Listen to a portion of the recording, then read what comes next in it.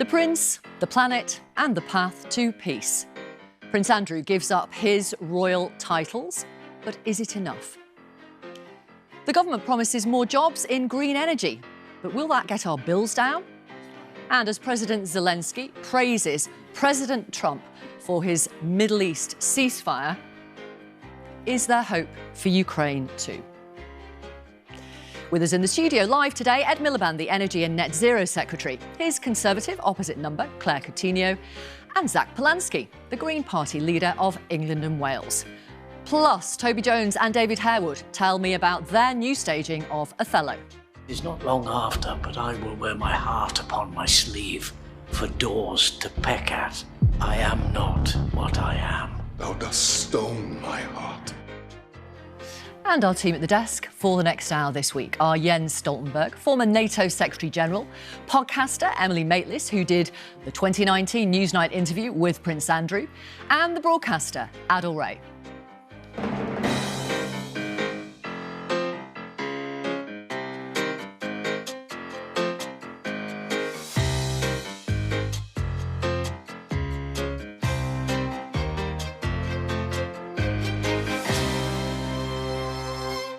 Good morning, hello.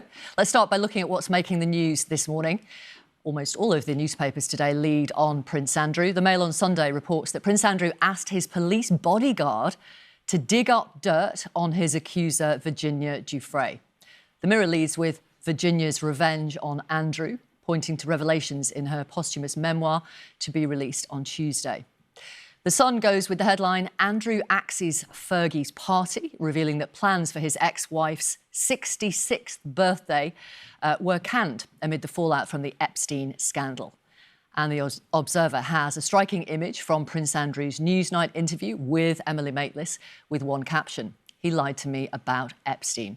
This, of course, following the news last week that Andrew corresponded with the convicted paedophile months after he claimed he had broken all contact off with him.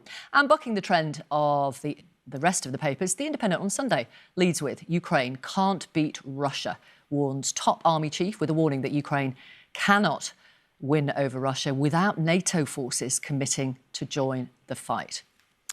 Lots to talk about with our panel this morning. On Prince Andrew, Emily, it feels like another hugely significant moment for the royal family. Do you think Andrew renouncing his titles voluntarily will achieve what the palace wants? Is it enough? Feels like it's been a long time coming, this. I mean, the interview was done nearly 6 years ago.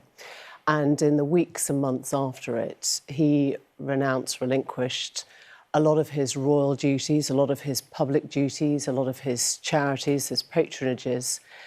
And yet there has been this sort of drip effect, and we've all had to follow. Will he be at Sandringham? Will he be with the family for Christmas? Will he be allowed at the coronation or the Jubilee, whatever it is? And in a way, I think this was an inevitable place that the palace was going to end up at. I mean, pretty soon after we realised the ramifications from what he said. So, yes, I mean, I think 6 years has been quite a long time to wait for this, in a way. Yeah. We're going to talk more about Prince Andrew a little later in the programme. But, Adil, what is your take this morning? Well, I think, you speak to people at home, I think they'll feel that it's clearly not enough, really. And you've got to remember, the heart of this are victims, potentially thousands of young girls who are victims, and we think maybe 30 to 50 other paedophiles. Now, this is now a story about whether the prince should drop his titles. That's not the story here. And really, I think if he's innocent, and he says he is, then why not testify? And a lot of victims will be saying, testify in court, you are a key witness to some incidents, and at least help the victims that want some kind of justice. And I think that's the story. Jens Stoltenberg, I want to ask you about the meeting between President Trump and Zelensky on Friday. But actually, because of what President Trump seems to have achieved so far in Gaza with that ceasefire, do you have any optimism that he can pull off the same thing in Ukraine? I believe it's possible to end the war in Ukraine, and to do so, we, the West, the NATO and the US, we have to talk to Russia. But we know that what happens around the negotiating table is very closely linked to what happens at the battlefield. So as long as Putin believes that he can win the war, win on the battlefield, he will not sit down and negotiate a lasting peace for Ukraine. Zelensky has made it clear that he's ready to agree to a ceasefire. The problem is that Well, he was ready for that in March. Yeah, the problem is that Putin has not agreed, and that's because he still believes that he can win. Therefore, we need to support Ukraine with weapons, with military aid, to change Putin's calculus on whether he can win or not. OK, so we'll talk about the lack of Tomahawk missiles perhaps a little later. Thank you for the moment. We'll be back with you very soon. Now, for nearly 20 years, the main UK parties agreed on one thing, that we should switch from fossil fuels to greener forms of energy and aim for net zero carbon emissions by 2050. No more polluting gases entering the atmosphere than we can remove. When Labour came into power, they went even further. They turned the whole electricity grid green by 2030 and promised all of our energy bills would come down. But now the political consensus is shattering with the Conservatives, saying that the 2050 target, which they set in motion, is impossible to reach. So let's hear first from Ed Miliband, the Energy and Net Zero Secretary. Welcome to the programme. Thanks so much for having me. We're going to come to your brief in a moment. I want to ask about Prince Andrew first of all. He's been forced to announce he's relinquished some of his titles. Is that enough? Well, look, these are deeply concerning allegations that we are seeing in the papers, and I think all of our thoughts will be with the victims of Jeffrey Epstein. I think the right thing as a government minister to say this is a matter for the royal family. I think it's the right thing that... I think so. It's right that Prince Andrew has relinquished his titles. I think the royal family will have to make its own decisions about sort of what, if anything, what other steps might be taken. But I think it is a matter for them. Officially, though, he will still retain the dukedom. It could be removed by an Act of Parliament. Would you support legislation to do that? We're going to be guided by the royal family and His Majesty the King but on this. A personal level, would you support legislation to remove his dukedom? I think it's right that he's relinquishing the titles. And I think that's you're evading my question. No, I'm not evading my question. Would you support any legislation, then? I think we'll be guided by the royal family on this as to whether... I think the royal family have said that they didn't want to take up parliamentary time with this. There are lots of other things that Parliament is discussing. I think it's right he's given up his titles. Lord Mandelson was sacked by Keir Starmer as ambassador to Washington because of his friendship with Jeffrey Epstein. Would you support legislation to strip him of his peerage? Peter Mandelson's is taking a leave of absence from the House of Lords, and I think that's the right thing to do. And I think it was right that Keir Starmer took action when those emails and communications were received. I think these disciplinary matters will be taken care of by the whips. OK. There are more allegations today. The Mail on Sunday is reporting that Prince Andrew asked his Met Police bodyguard to dig up information on Virginia Giuffre. Do you think there should be an investigation into whether they followed his orders? Well, these are deeply concerning allegations. I think people will want to look at those allegations and what the substance is behind them. But obviously, if that is correct, that is absolutely not the way that close protection officers should be used. So I was really, really concerned to hear about those allegations. Obviously, I think that these are very, very concerning allegations. Prince Andrew says he vigorously denies the allegations against him by Virginia Giuffre.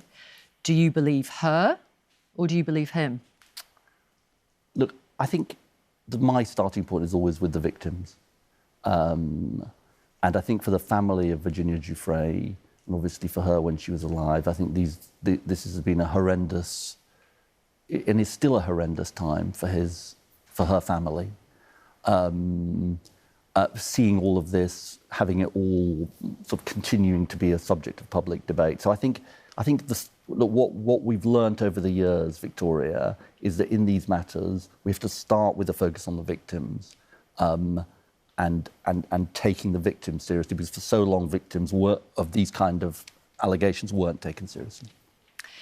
You are here to talk about a plan. You've got to create jobs in the clean energy sector. I'm going to specifically ask about those jobs in a moment or two. Can we talk about bills first? Because they are such a source of stress, energy bills, for so many households. Have a look at this research from More in Common. Most people think your main job as Energy Secretary should be getting bills down. It's the #1 priority for people when they're questioned. OK, well, before the election, you promised energy bills would fall by 300 quid by 2030. Everyone's bills are going up. Are you standing by that promise? Bills are too high, and we stand by our promise to get bills down by up to £300 by 2030. And look, the reason why bills are so high, Victoria, and this is really, really important, is because of our dependence on fossil fuels. You know, the gas price is still 75% higher than it was before Russia invaded Ukraine. And there is only one route to get bills down, which is to go for clean power, homegrown, clean energy that we control, so we're not at the behest of the petrostates and the dictators. That was the plan we fashioned in opposition. That is the plan I'm working on, and I know my responsibilities. Right, OK, because when you promised people bills would come down by 2030, you didn't tell people, but they're going to go up first, did you? So you can see why people might be sceptical about it. Well, look, we don't control the gas price, and that's the problem. You see, you don't. That is very true. That is very true. And you see, we are subject to these international markets, and you know, so many people are still suffering now, but also from what happened when Russia invaded Ukraine, and bills went absolutely through the roof. And they have come. The wholesale prices have come down a lot since the peak in 2022. But it's still higher. Can you have a look at this standard electricity bill? And this shows our audience how their bill is made up. And we can see the wholesale costs are there. That's the big green bit. But you, the government, are in control of the two blue triangles, the policy cost, the turquoise colour, and VAT, obviously, the navy colour. And the policy costs include the green levies that you add to bills and the social schemes that you add to bills. Together, they make up about 20%. So you have control over those bits. So it is your choice to keep bills as high as they are. That is correct, isn't it? No, I don't think that is correct. Why not? Because you're in control of those two blue bits. I think maybe the point you're making, which is a fair point, is we've always got to look at the balance between public expenditure and levies. Because, look, we've got to build this network somehow. We've got an ageing electricity infrastructure. Whether you go for fossil fuels or green energy, you've got to build this infrastructure because we've got growing electricity demand, AI, all of those things. Now, so we've got to build that infrastructure. Now, we are always, as a government, looking at what's the right balance between public expenditure and levies. For example, I'll give you an example. Sizewell C, big nuclear power station, creating lots of jobs. We're funding it. We're helping get the cost down through public expenditure by investing in it. Right. But so we're always looking at that balance. OK. But you've made a choice then, haven't you, to keep that on bills, to fund it through people's bills. Yeah, and we face very difficult fiscal circumstances. But if what you're saying to me, Victoria, is it's our job to get bills down, we have a plan to do that, and in the meantime, we're helping people. Let me give you an example. This winter, 3 million additional families will get the Warm Homes discount, £150 off their bills. In the old world, there were families who were really in terrible fuel poverty who weren't getting help. We've extended the help to them. So it's not just saying wait for 2030. I know that my job is to do everything we can to get bills down in the meantime. Right, OK. But do you think it will be another 5 years before we see the fruits of your... Well, look, every solar panel we put up, every wind turbine we build, helps to get us off fossil fuels and onto clean energy. But is it going to be 5 years? Is that what you said? I'm going to try and do it as soon as possible. I know my responsibilities. OK. And is the government considering scrapping 5% VAT on energy bills at the budget? I mean, I'm sort of old enough and wise enough to know I shouldn't speculate on the Chancellor's budget. Right. But you're saying that with a smile on your face. Well, so did viewers take anything from that or not? I'm saying it because the whole of the government, including the Chancellor, understands that we face an affordability crisis in this country. We face a cost of living crisis, a long-standing cost of living crisis that we need to address as a government. Okay. We also face difficult fiscal circumstances. Let me just make this point. And so, obviously, we're looking at all of these issues. Right. I just want to make one more point about the cost of people's energy bills, because the major suppliers, EDF, E.ON, Centrica, Octopus, they are clear that the green levies that you put on people's bills are partly to blame for rising energy bills. And one energy boss said this week that would be part of adding 300 quid to a typical bill over the next 5 years, which is the exact opposite of what you promised. I don't think that's quite what they're saying. Look, it goes back to my point. I'll quote you, Rachel Fletcher, if I may. She's the boss of Octopus. Of course, I've seen what she said. If we continue on the path we're on right now, in all likelihood, electricity prices for a typical customer are going to be 20% higher in 4 or 5 years' time than they are now, and that's even if wholesale prices halve. So we support the decarbonisation of electricity, but the non-commodity costs, the costs we've just been talking about, are adding about £300 worth of pressure onto the typical bill. This is sort of characteristically nerdy, but very, very important. What Rachel Fletcher said there was wholesale costs, even if they halve. Here's a really important point. The reason why going to clean energy is the way to get bills down for good is it's so much cheaper to run Let me just make this point. The wholesale costs, but Rachel Fletcher is right. There's a cost to building that network. Now, my job is to make sure the fruits of those lower wholesale costs that she's talking about get through to the customers, and we bear down on the costs of building that network. And I've said to you very clearly in this interview, Victoria, that I know my job, which is to get bills down by 2030. OK. Does it have to come off our energy bills? Could it not come from other elements of taxation? Well, that's always a judgment for the Chancellor. But let's be honest, we know we've got really difficult fiscal circumstances that we inherited. OK. And so, but absolutely, we look at those things. Right. Do you think she's looking at that between now and the budget? She looks at all of these issues. And look, Rachel Reeves has invested big time in clean energy. We'll perhaps come on to that about our jobs plan. Yeah. Big time in clean energy, the biggest investment in clean energy in our history. Now, you just approved the construction of a massive solar farm in Lincolnshire, the Tilbridge Solar Project. It will cover 3,000 acres. Some in the communities around that area are unhappy because it will change their community for good. OK, you say you understand that. How fair is it to them then? Well, let's go back to the previous bit of this conversation. I mean, how are we going to get bills down? How are we going to get off these fossil fuels, this roller coaster of fossil fuel prices, which has done such damage, without building? So we are going tough. to have to build. Well, I don't. That sounds a bit callous. It's not tough. Communities have to have their say, but solar is the cheapest. It's the cheapest form of technology we have, the cheapest power source at our disposal. So I'm not going to go around saying we're going to have some blanket ban on the thing that can actually get bills down for people. Look, this is the trade-offs of government, but I think the right thing to do is to build this clean energy for the future. It's the right thing for bills and the right thing for jobs too. Let's talk about the jobs then. You've got a plan to create, you say, 400,000 new jobs in green energy, doubling the 440,000 you say already work in the sector. Wind farms and solar farms, having read into this, are not that labour intensive. Only about 55,000 work in the wind sector, for example. How on earth do you get to 400,000 green jobs? Well, it's all set out in our plan, but let me just give you some... Where's it come from? Sizewell C, we just talked about it earlier. 10,000 extra jobs, 10,000 construction jobs from building Sizewell C, thousands of jobs from constructing all of these offshore wind turbines. Massive construction opportunities. But we don't just want construction jobs. They're important. We also want to make sure that we build our supply chains in Britain. We've got a new cable factory opening in Scotland.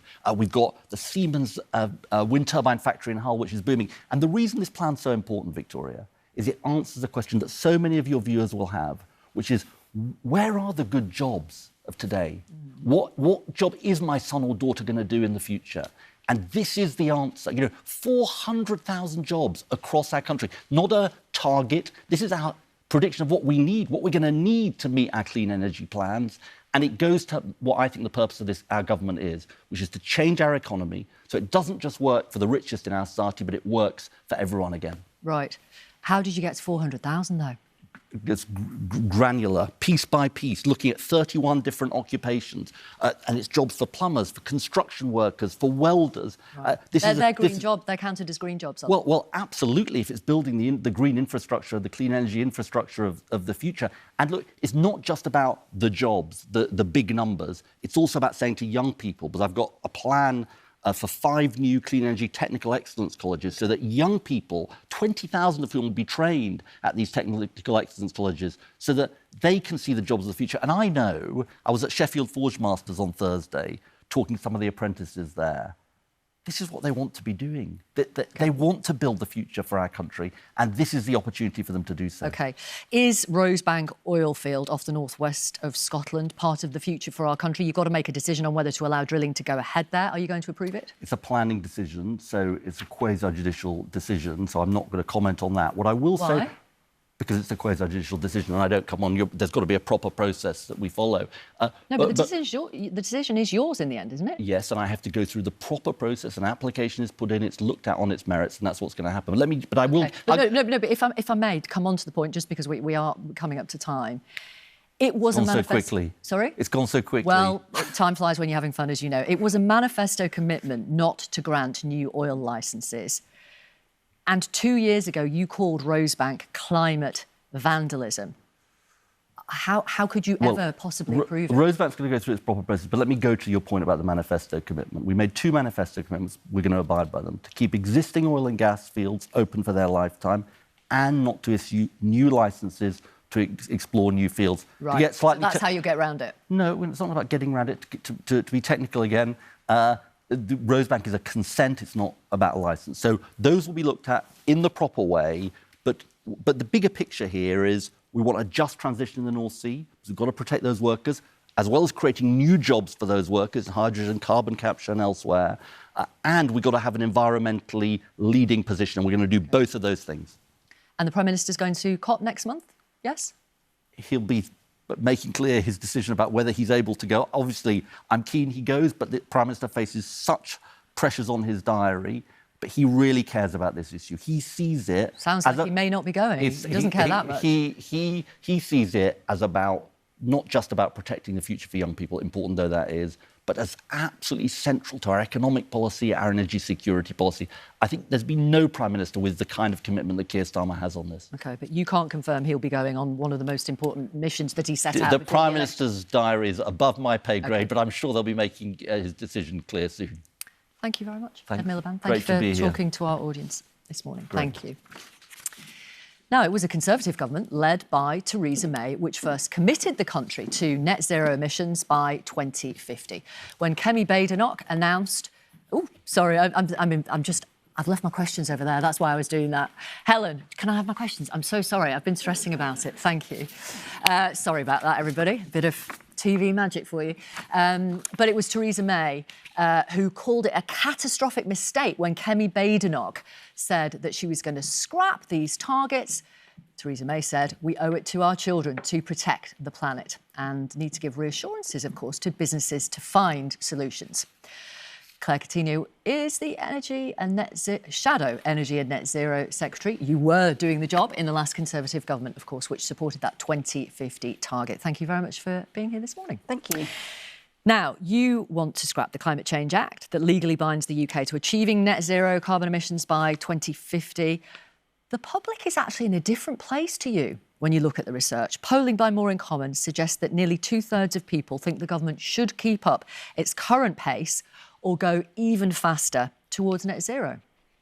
So firstly, I think what's really important is to look at why we have said this. And we've said this because what's coming down the tracks are huge costs to consumers, much higher energy bills, and actually we're seeing jobs move abroad. So the position that I've set out is this actually isn't working for climate change. Every time a business moves from the UK to another part of the world, which is still powered by coal, you are making emissions worse. You were just talking about the North Sea. Instead of using North Sea gas, we are now using imports of liquefied natural gas, which has up to 4 times the emissions. That's making climate change worse. So we think the Climate Change Act is now not doing what it said on the tin. OK, despite what the public's saying in polling. Well, they care about climate change, but what I don't think they are signing up for is much higher bills and jobs being lost to countries abroad. Right. That is not what has been put to them. In terms of the jobs being lost point, doesn't your chopping and changing actually lead to businesses completely losing confidence in whether they should invest in the UK? Well, look, I understand this idea that business needs certainty, but what kind of certainty are you giving businesses if you say the only way you can have a job here is if people face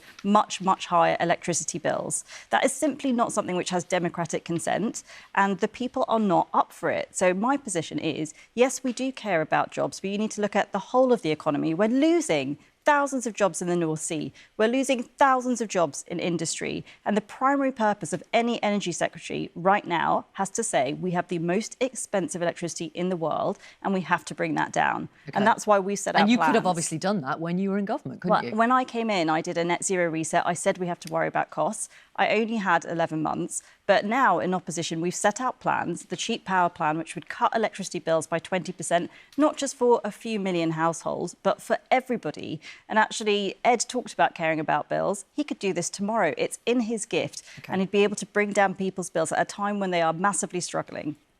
When do you want to hit net zero by, assuming the Conservatives still do want to hit net zero at some point? So we think decarbonisation is not a bad thing. I think caring about pollution is important. But at the moment, the targets are actually pulling you in the wrong directions, because what you're doing, on the one hand, is making electricity really expensive. But if you want to decarbonise, the thing you have to do is get people to use electric products, cars, home heating, industry, to electrify their machinery. So by when? So we don't have a target. What we've said is we need to. What we've said, yes, we've said we think the target is not. We're not able to meet that 2050 target. So our policy is this: if we bring down the cost of electricity, electrification will be much easier. So the primary focus in the years ahead is to deal with the biggest problem the country has in energy policy, that we have the highest electricity prices in the world. And as I said before, we've set out a cheap power plan that tomorrow could cut people's electricity bills by 20%. China is committed to reaching net zero by 2060. Would that be a good year to reach it by? Well, firstly, China's building new coal power plants every year, and at the same time... They're also doing record-breaking investment in renewables. But they're building fossil fuels at an even greater rate. So if you look at what's happened between us and China... Sorry, I was asking you about 2060. Does that sound like a good year? Let me explain. So we've halved our emissions since 1990. China's emissions have risen by 300% in that time. So we think the focus now should be looking at the 99% of emissions are elsewhere. What can Britain make and sell to the rest of the world to deal with the fact that whilst we've been cutting emissions, around the world emissions are rising? And secondly, an energy policy to bring down the price of electricity. So whether that is for climate change, the economy or households, we think that is the right approach, dealing with the issues which matter to the country. Are you not dragging the UK backwards in this area when the UK at one point was world leading? Well, we have to see what has happened from being world leading. You know, we are the country that's done more than anybody else. Other countries have not caught up to us. And actually, the problem that we've got facing this country is we've got some of the cleanest electricity in the world, and it is the most expensive. So politics as a whole is about making choices. And the choice we have to make now is, what is the biggest problem facing the country when it comes to energy policy? And I would argue it's that our energy bills are too high. OK. You are calling on the government, as I understand it, to stop its latest round of auctions for renewable investment, so things like offshore wind farms. Does that mean the Conservatives don't want any more offshore wind? Well, not at these prices. So if you look at gas, for example, without a carbon tax at the moment, it's £55 a megawatt hour. Ed has said he's willing to pay up to £117 for offshore wind on a 20-year fixed contract. So what you're doing is moving from a 4% variable onto a 10% fixed rate mortgage. And it's not just you and me that will be paying for that. It's our children. Our children in 20 years will be paying those prices. So no, we would not be buying any at those prices. But sorry, offshore wind, you're still in favour of it, broadly speaking, at the right price? Is that what you're saying? I am technology agnostic. What I care about is cutting the cost of electricity. And at the moment, the prices are far too high and they should stop that auction. When you were Energy Secretary, you did exactly the same thing that you're now accusing this government of doing. You raised maximum prices for the renewable auction to, quote, ensure projects are sustainably priced and economically viable. So you're being a hypocrite, aren't you? So one of the things that we had then was obviously the wholesale price was much higher. Now the wholesale price is much lower than these prices. So Ed is telling you that he can cut bills by signing up to these contracts. But what he's never explained is, why is signing up to higher prices going to cut anyone's bills? And just to talk about that time in the department, briefly. Like I said, I had 11 months. And one of the things I tasked them with doing is redoing the cost of energy, because I didn't think it was an honest costing of renewables. Ed has come in and cancelled that work. So all of those extra costs, I think you talked about the energy bosses, saying that if gas went to zero tomorrow, all of those extra costs means that people's bills would go up under Ed's plans, and I think that's wrong. Thank you very much. Claire Coutinho, thank you very much for being with us this morning. We appreciate it. Thank you. And do let us know what you think of the conversations that we're having this morning. Email Kuenssberg@bbc.co.uk, or if you're on social media, use the hashtag BBC Laura K. And you can message us on WhatsApp too. The number is 08000 282 161, and we'll try and share some of your messages a little bit later in the programme. Right, let's talk to our panel then. Jens Stoltenberg, you, before you became the boss of NATO, you were the UN climate change envoy. And this consensus in much of the world on net zero targets is breaking down. What are the consequences of that? Or why is it breaking down? Well, first of all, there's still strong support globally for reducing global emissions. I know, but I'm asking you why you think it's breaking down. But it's less consensus, less, as I say, more disagreement about these targets and these policies. And I think the discussion we just heard demonstrates that. People would like to have low energy prices, and we all want to have that. At the same time, we have seen a significant increase in energy prices, at least across Europe, for many reasons. The main reason is the increase in gas prices that follow the full-scale invasion of Ukraine. And therefore, we need to find out how can we both reduce emissions of greenhouse gases, which we need to prevent global warming, and at the same time keep the energy prices as low as possible. It's not for me to give advice into a domestic debate here in the UK, but I can say that at least what we try to do in my country is to try to follow what we call the polluters pay principle, meaning that those who pollute has to pay, and that will lead to also the most cost-effective solutions, meaning that we implement those measures that are reducing emissions to the lowest cost, and that's also the best way to try to keep the price down. Emily, how much of this breakdown of the consensus is to do with President Trump and his drill, baby, drill approach, do you think? There's a really odd paradigm, isn't there, in America at the moment, because when you look at the potential disaster that the tariffs policy could bring to the US economy, it is being offset right now by what they're doing with data centres, with AI. And they are building fast and furious, and it is consuming a lot of electricity, but they are going to put themselves in a place where they are way, way ahead, particularly of the UK, in terms of AI and what the future looks like. And so I guess one of the questions for us is where do we fit in to the AI picture? We really want low energy bills. We really want to pay less for electricity, but we don't want to be left out of what the future looks like. And if that's data centres, what is the compromise that we would be willing to make? Because the data centres that run the US at the moment, I think, have electricity that will power 6 major cities. And that is going to be exponentially off the charts bigger in the decade to come. So, I mean, that is one of the things that I think is staring us in the face. And Adil, briefly on this point, do you think it's key for somebody like Ed Miliband to get those bills down for people watching right now in order to maintain public support for net zero? I think so. Look, I think the problem he has when he talks about 2030, I think we're in a sort of strange place in politics now that people don't believe those kind of those sort of aims. People look at that and go, is that really going to happen in 5 years' time? Is £300 going to be worth a lot to me in 5 years' time? And I think that's what people are looking at. So it's a difficult thing because I would think if you poll people, people will say both the same thing. They want to see more aims towards net zero and protection of our climate, and they want lower bills. That is very difficult to achieve immediately. It's a tough task, but I think they do need to start looking at ways in which you can give money to the consumer now. In France, just very quickly, in France, what they do, which is interesting, I think, is that when it comes to refitting homes, rather than leave it to schemes and maybe even the energy companies, they give a grant direct from the state to the consumer. And I think that is quite interesting because at least it puts immediate money in people's pockets. And will they then feel that they are being listened to and feel the difference?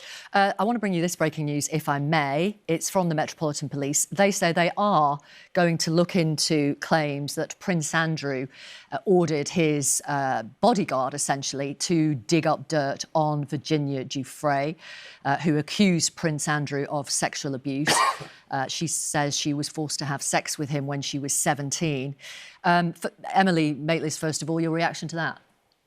I'm glad that they are. I mean, what we heard from the Mail on Sunday today is that he had asked one of his close security to obtain her social security number with the intense purpose of, I guess, trying to malign her or to drag her through the dirt.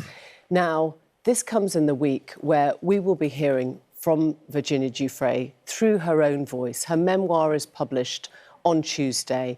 It will be harrowing. It will be devastating. I've read it. It is. And it will document a life of pain and a woman who was in so much trauma that believed by speaking out she could help others through what she had gone through and that she could in some way try and repair the damage to her own life. She's dead. She died by suicide 6 months after she finished co-writing that book. And I think if there have been people responsible for trying to make her life even more unbearable than it was, then I would like to see justice done. Can I ask you how you took that email that emerged last week that Prince Andrew sent to Epstein saying, we're in it together, we'll play some more soon, when he told you in your Newsnight interview in 2019 that he'd broken off contact with Epstein the year before? I felt quite sick. actually. He was categoric in 2019 in the Newsnight interview that he had come to stay with Epstein, and he used this very odd phrase to me. He didn't want to take the chicken's way out. It was the chicken's way of doing things to call up, to make a phone call. And so he'd come to stay with Jeffrey Epstein so he could break the news of the end of their friendship in person. We put it to him that you don't need to spend 4 days, 4 nights in a convicted paedophile's home attending house parties in order to break that news. And Andrew's response was, if anything, he had a tendency to be too honourable. That was his phrase, which kind of stuck in the gullet. And he went on this walk with Epstein in Central Park, and he said that was the time at which he had categorically broken off their friendship. He told me he left the next day. This email was written, we understand, 2 months later. And the tenor of it, the idea, not just that he was saying we're in this together, but signing off, let's play some more soon, does not suggest that he had ever finished that friendship, that he had ever broken off with Epstein. And so you're left really questioning why he said that, whether the conversation ever existed, and how much more there is in that interview that we have to now go back and question and look at again. I watched the whole interview again for the first time in 6 years yesterday to kind of remind myself of what was actually in it. Adil, Virginia Giuffre's brother told us on Newsnight on Friday that actually the king should go further and remove the prince bit from Prince Andrew. And this, I mean, I wonder what difference it really makes to people that he just can't, he's just not going to use the Duke of York title anymore. I think it makes no difference at all, Victoria. I mean, really, it's a punishment to him, but it makes no difference to anybody else. It's made no difference this morning. The papers are still talking about it. It is still a distraction, and there's still more to come. We know the book is coming out. We know there are thousands of more victims and more emails to come out of the Congress inquiry. So I suspect this is not necessarily about a distraction. This is about paving a way for the future royal family and Prince William, and to make sure this is sort of sorted before Prince William takes the reign. But would it have been better if King Charles had released that statement instead of it being allowed to be presented by Prince Andrew, who in that statement said, you know, as always, I put my family and my country first? Yeah, I think it would have been better if Prince William could have, Prince Andrew, could have shown some remorse in that statement. Right. I think that is the thing that people will be looking at. That after all this time, there seems to be no remorse whatsoever. And as I said at the start of the show, I think a lot of the victims are still saying that this is just the start, it's not the end. And actually, if he's an innocent party, at the very least, testify, be a witness and help the other victims. And that would be the right thing to do. Emily, one more briefly for you on this. MP Rachel Maskell thinks there should now be a lot more transparency about how Prince Andrew funded the reported £12 million settlement, which he paid to Virginia Giuffre about 8 years or so ago. Does the public have a right to know how he afforded that? We don't know how much the money was. No. The news at the time was that it came from his late mother, the Queen, in a settlement. I guess there are questions about the money. There are questions about the titles. There are questions about the constitutional niceties of who put the emails through. But honestly, I think we have to stand back because the Epstein scandal was huge. And I think we understand. We have seen probably 1% of the files, 1% of the information. There are so many questions to ask about what happened, going right back to 2008, when if the Department of Justice had done its job properly, he could have been put behind bars for years. There were 40 witnesses that came forward at that time. Something happened. Something happened that allowed him to have a ridiculously light sentence, which was an open jail where he came and went, still seeing young underage girls during that time. Okay. And I think some of the questions have to go right back to that time. Yeah. And we're not asking the big ones right now. Right. There are some Democrats and some Republicans in the States, of course, asking those questions, wanting all the Epstein files and other documents and cassettes and whatever to be released. OK, we'll be back with you shortly. We're going to talk about your book in a little while as well. Today, we've been talking a lot about green policies, and next up, we have got the leader of the Green Party in England and Wales, Zack Polanski. He was elected last month in a landslide amongst party members off the back of a campaign that urged a more punchy, populist approach to green matters and other issues. And he has seen a surge in support, with Green membership increasing rapidly since he took over. This morning, the Greens say they have overtaken the Conservative Party when it comes to membership. Zack Polanski, hello. Good morning to you. Thanks for having me. I'm sure you are on a high after this reported surge in the Green membership. What do you think it's down to? It's really exciting. We've had an 80% increase in the entire membership since I became leader, and people are telling me what it's down to. People are feeling hope. They can hear that I'm talking about the fact that people's wages aren't high enough, the cost of living is too high, and actually what we really need to do is tackle the inequality at the heart of our society. The 4 wealthiest people in Britain own more wealth than 20 million people combined. And the Green Party are the only party really talking about the fact that people are really struggling, they're tired and exhausted, and it doesn't have to be this way. Right. You said in your conference speech you want to focus on the inequality by taxing the super rich. You don't want to tax people like hairdressers or plumbers. Yet you do want to raise £90 billion over 5 years from a carbon tax, taxes on businesses to encourage them to become greener. Businesses will just pass those costs on to their customers, won't they, hitting those hairdressers and plumbers? Well, I think there's a few things here. You've spent the programme talking about energy bills, and that's really, really important. And Miliband talked earlier about the decoupling. That's something the government could and should do. And actually, the reason I'm asking about your carbon tax. No, but the reason why do you accept that businesses will pass the cost on to consumers? Well, that's why with energy, for instance, we need to look at nationalising the energy companies. And the reason why I'm saying this is because all of these things for businesses will make their costs cheaper if their energy bills are down. Those are one of the biggest kind of hits on businesses at the moment. Sure. But are you saying you don't expect them to pass your massive carbon tax on to customers? No. So I think what we need to be doing is finding other ways to support particularly small and local businesses. These are vital, by the way, for tackling the climate crisis. We know the big corporations are destroying our environment, our democracy and our communities. And actually what we need is that much more local businesses, those small to medium-sized businesses that actually can be rooted in communities, that are doing things for the public good. They can make a profit, sure, but this isn't about squeezing out every single profit they can make. And that's going on far too often with far too many huge businesses. OK. So you're not accepting that that carbon tax would end up being a burden on plumbers, hairdressers and most average households? No, and we've been having this conversation. We've been having this conversation for decades because of the cost of inaction. I just wanted to be clear. Sure. Yeah, sorry. I don't mean to interrupt you. I just want it to be clear. Totally fine. Now, one of your signature policies that wouldn't hit most people is a wealth tax, an annual tax on people's assets above 10 million. Can you tell our audience how much you think that would raise a year? So the estimates that have come out from the TUC and a group called Patriotic Millionaires, who are a group of millionaires saying taxes more, look between 15 to 25 billion pounds a year. OK. Wealth taxes, as you know, have been tried in many other European countries similar to the UK. Spain has a wealth tax, which is quite similar to your proposal. Do you happen to know how much they raised in a year from their wealth tax? No, I don't, but no. I'm hoping you can tell me. Yeah, no, it's not a trick question. It's just interesting. It's about €3 billion, which is about £2.5 billion. That's in Spain. That is such a long way from your 15 to 25 billion a year.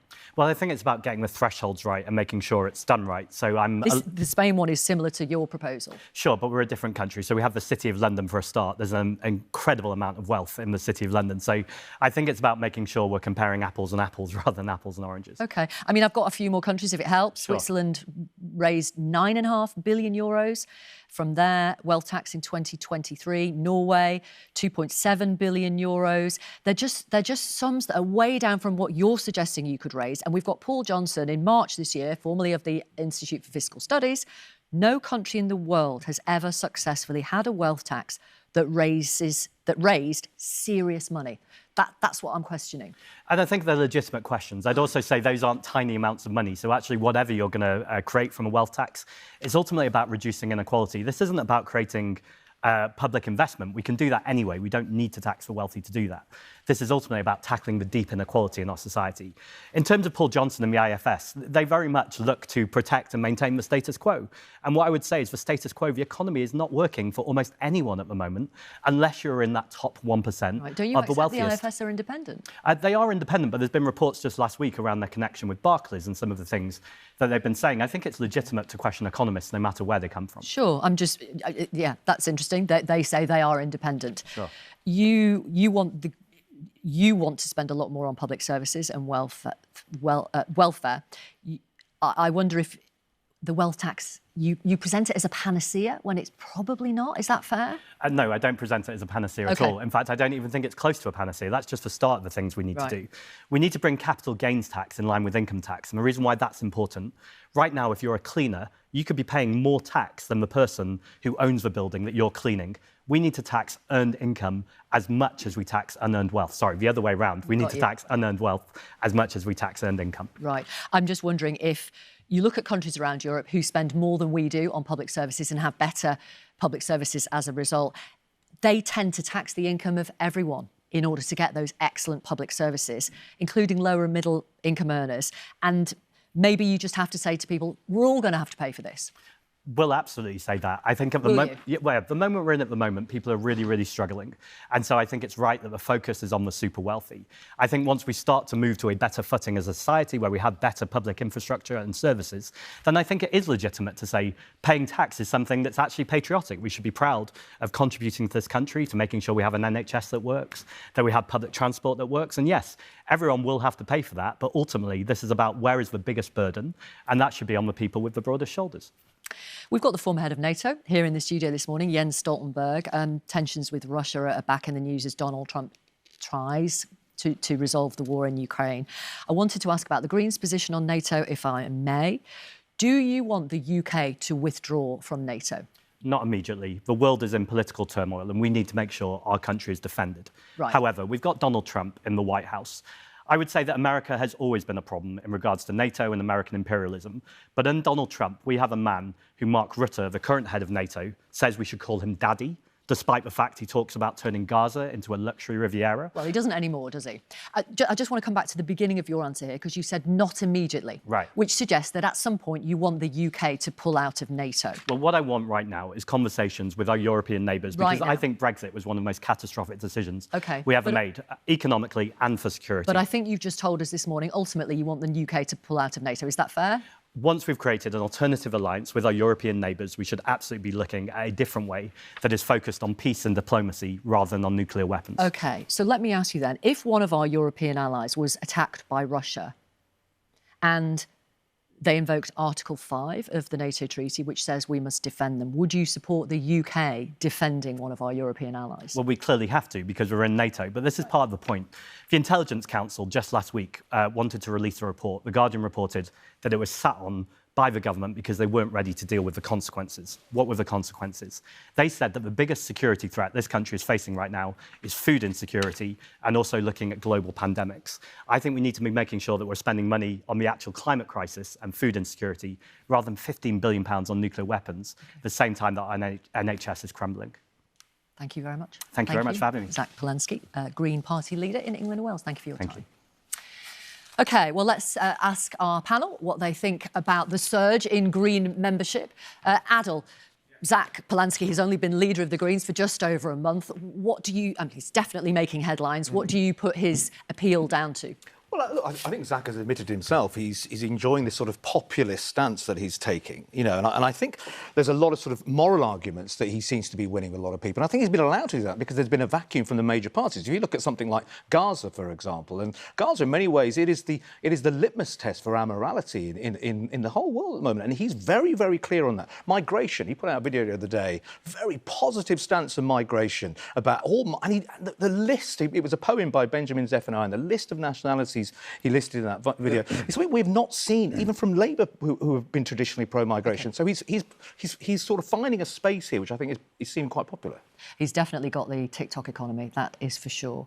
Jens Stoltenberg, you have written a book on my watch. I want to ask you, I mean, you talk about several encounters you've had with Donald Trump when he was president the first time around, but just let me ask you first of all about Zelensky and Trump meeting on Friday. President Zelensky left without being able to use these Tomahawk missiles against Russia. We've got another summit with Trump and Putin in the coming weeks. Why do you think President Trump is reluctant to put pressure on President Putin? So first of all, the United States actually agreed to continue to deliver weapons to Ukraine, a program organized through NATO and NATO. But not the Tomahawks. No, but I mean, also, I have been pushing when I was Secretary General of NATO for delivering more advanced weapons, and gradually NATO allies, the United States, the United Kingdom, many others have started to deliver, F-16s, battle tanks, long-range artillery. Now there is a discussion about Tomahawks. I will leave it to those who are in charge now to make those final decisions. But the reality is that NATO allies, including the United Kingdom, is now delivering more weapons and more advanced weapons than we have ever done to Ukraine. And we need to continue to do that because I don't think we can change Putin's mind. He wants to control Ukraine, but I think that we can change his calculus, that he can realize that the price he has to pay for controlling Ukraine is too high, and then he needs to sit down. In your book, you talk about how you managed to make it work with Donald Trump. Tell our audience, how did you do it? Well, I focused on the issues that were relevant for NATO and where we could find a common ground. It's no secret that I disagree with President Trump on issues like trade and tariffs or climate change. But I focused on the most important issue for NATO, and that was defense spending. And there Trump conveyed the same message as President Obama, President Biden, and that is that European allies had to spend more. It was actually almost only the United Kingdom and a few others who met the NATO target of spending 2% of GDP for defense. Of course, Trump had a more direct way of communicating the message, but the core message was the same. And we focused on that, and we actually were able to convince European allies to spend more, and that helped. So you kept it polite and you kept it pragmatic.